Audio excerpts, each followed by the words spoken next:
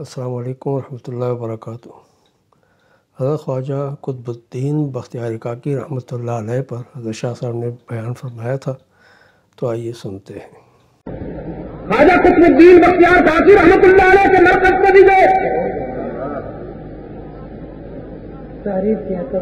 اور جناب خواجہ قطب الدین بختیار کاکی پر اللہ کی کروڑوں رحمتیں ہوں، ان کے مرکز میں یہ لکھا ہوا تھا کہ یہاں خلاف سنت کوئی بات نہ کی جائے۔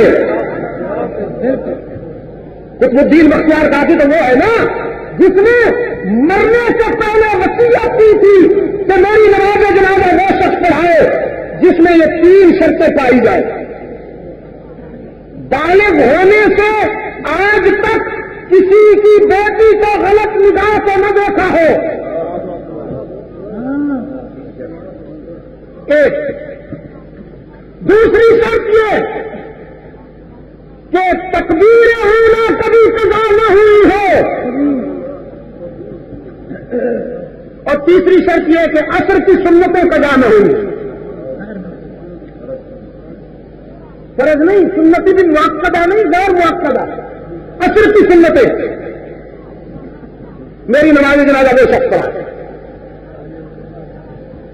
حضرت خواجہ قطب الدین بختیار کاکی رحمۃ اللہ علیہ انتقال فرما گئے، نماز جنازہ کی تیاری ہوئی، صفیں باندھی گئی، ان صفوں میں امیر بھی تھے، فقیر بھی،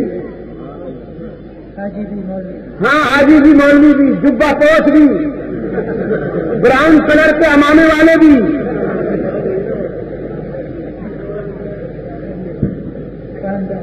جبہ دستار کے نامور شاہکار۔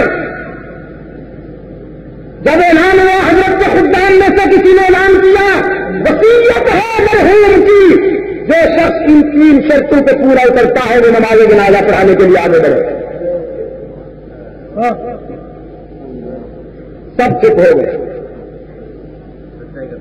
ہاں کچھ سچائی کا زمانہ تھا، ورنہ آج تو اگر ایسی بات کی جائے تو جبہ دستار کے مالک صحیح میں سب سے بڑا ہے،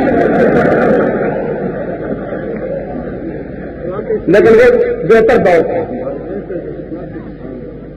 سب نے کہا جناب کسی ایک پر تو شاید کچھ پورا کر جائے، لیکن یہ 3 شرطوں پر پورا کرنا ہمارے بس میں تو نہیں۔ ہزاروں کا اجتماع صلاح کا، اور بار بار اعلان کیا جا رہا ہے جو شخص ان 3 شرطوں کو پورا کرتا ہے وہ آگے بڑھے۔ تو پھر ایک شخص آگے نکلا، وہ کوئی گدی نشین تعویذ فروش نہیں تھا،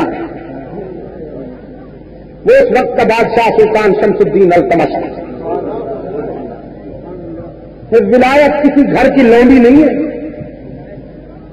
کہ صاحب یہ کسی خاص خاندان کے لیے مخصوص ہے، نہ، مسند اقتدار پر بیٹھنے والے بھی کچھ ایسے یزداں شناس اور باخدا ہو سکتے ہیں۔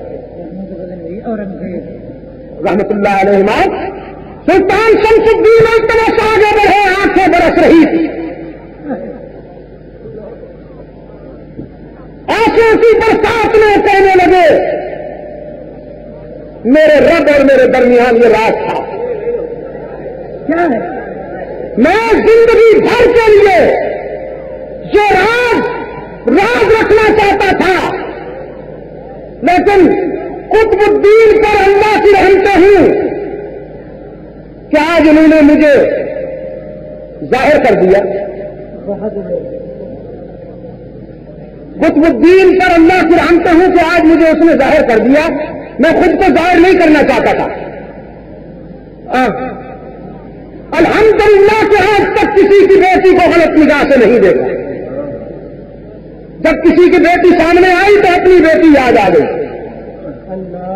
ہم نے مجمع کے لڑکپن میں اسد سنگ اٹھایا تھا تو سر یاد آیا۔ آج تک کسی کی بیٹی کو غلط نگاہ سے نہیں دیکھا،